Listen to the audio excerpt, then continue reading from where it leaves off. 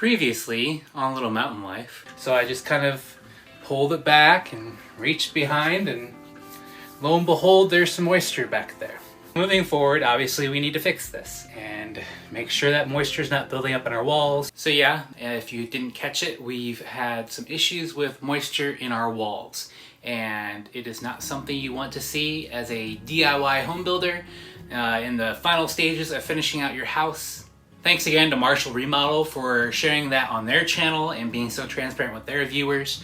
And we're trying to do the same thing with us, making sure that we share the ups and downs, the successes and failures of our pole barn house build.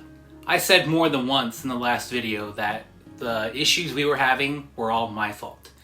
There's a lot of people that were commenting on that video saying that spray foam is bad, and that's just not right. There's so much building science out there now. All you have to do is do a little bit of research and you will find that spray foam is a wonderful product to use on the modern home if it's done right. And I didn't do it right. In just a minute, I will be going over the things that I've done to address and fix the issues with the moisture in our walls. But I do want to kind of talk about some of the things that we've learned along the way, things that I think are helpful for any new home builder to figure out if they haven't figured out already. But there's this whole space out there called building science. Science rules. And it's talking about the mechanical kind of workings of a building, dealing with HVAC and airflow and insulation, thermal, vapor barriers, all sorts of stuff. And definitely have gone down that rabbit hole this past week, more so than I had way before we decided to spray foam our new home build. There's so many of you guys out there that left great comments on our last video. In fact, so many comments I just haven't had time to respond to them all. But a lot of people are saying the right thing to do, but there's also a lot of people saying the wrong thing to do. And I think after doing the research and putting out our last video, it's very funny how there's still different viewpoints on building science and what is right and what is wrong. I mentioned in the last video that anybody watching and interested in the insulation topic should check out the Spray Jones YouTube channel, and I've since gone back and rewatched all those again. He and I have been in contact off and on over the last week or two, and definitely I still say go check him out. He just put out a video, I'm going to link below in the description of this video. He put out a video specifically for post frame building insulation, people doing the pole barn house, barn dominium builds, and so definitely check out that video. It's a great video and kind of like a video I really wish I would have seen 24 months ago before we had this whole building built. There's other channels out there as well, like Matt Risinger. He's down in Texas, and he's a home builder that does a great job on YouTube explaining different things, different materials, and he does go into depth on how to get an airtight house like ours, a modern airtight home, and help it breathe on our terms. You know, gone are the days of the old leaky house where you could basically see through the walls. Now we want to insulate, now we want to seal the house up, and we want to exchange the air on our terms. So in the realm of building science, we have spray foam insulation, we have closed cell spray foam insulation, and we have open cell spray foam insulation.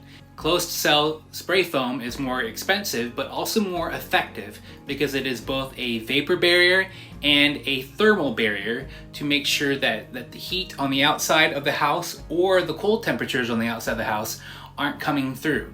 And in order for that to happen correctly, you need to have enough spray foam on the wall.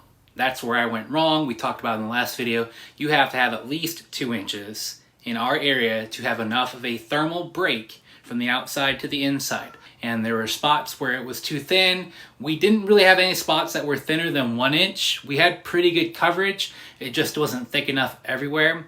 And as you saw, and a lot of you mentioned, some of the 2x4 girts running horizontally on the outside of the frame were not completely covered in spray foam. So those were actually some spots that were also allowing, you know, the transfer of heat and cold. One thing to note with our pole barn house build, especially if you haven't been following from the beginning, the entire house was wrapped in a house wrap, the Tyvek house wrap, before the metal cladding went on the outside, on the roof and on the walls. So the house was wrapped, And then when I spray foamed the house last year, I used the closed cell spray foam kits, the Froth Pak 650s, and I sprayed onto the Tyvek, okay? So I wasn't spraying directly onto the metal. We already had the Tyvek barrier on the outside. So I needed to spray thicker, and then we followed up that spray foam with the fiberglass batt insulation. And a lot of people say rock wool is better, and they might be right, but at this point it is what it is. We've got the fiberglass here. The big issue with our fiberglass insulation is that it was faced, meaning it had that brown craft paper on the front of it. And that was acting as another barrier so that if moisture was in the wall, it couldn't get back out of the wall. And we are not putting up any drywall in this house. I've said it many times, but I'm gonna say it again. We're not drywalling anywhere in the house. We are only doing this shiplap. So, you know, with the little crease and the little cracks everywhere, the walls are going to breathe, interior speaking, not to the outside, because we've got the spray foam and the Tyvek. But the walls inside will breathe now that we have removed the craft paper. So as we go around the house and finish up all the shiplap, I'm going to be removing the craft paper facing of the batt insulation, and that should help the walls kind of breathe enough on the inside of the house so that no moisture is getting trapped behind this shiplap. Now I'm about to sound really out of my element. I'm just kind of trying to recap what I've experienced and what I've researched. And basically we're dealing with a dew point issue as well, because the outside spray foam insulation was not thick enough to counteract the thickness of the fiberglass insulation. So we were having dew point issues. There's different math and ratios that are involved, but I believe that we needed at least 1/3 of our R value to be on the outside, and it wasn't in those thin spots. So where it was thinner than 2 inches, we had the dew point issues, and that's where condensation moisture was kind of being attracted to those low spots, thus the moisture in the walls. So moving forward, what have we done to fix this issue with moisture in the walls? We have sprayed more closed cell spray foam, especially on the spots that were low. I got a smaller closed cell spray foam kit, same kind of kit, the Froth Pak. You can buy it on Amazon, or you can buy it at Lowe's or Home Depot, and it's just a smaller kit. So as you saw in the last video, I had ripped out all of the shiplap, and I took out all of the fiberglass batt insulation. And then after filming the last video, we went ahead and sprayed in here. After spraying your house with spray foam, you cannot be in here for at least 24 hours after the fact. You want to let everything kind of cure. So we actually had to go to the hotel and have like a little getaway staycation here in Front Royal.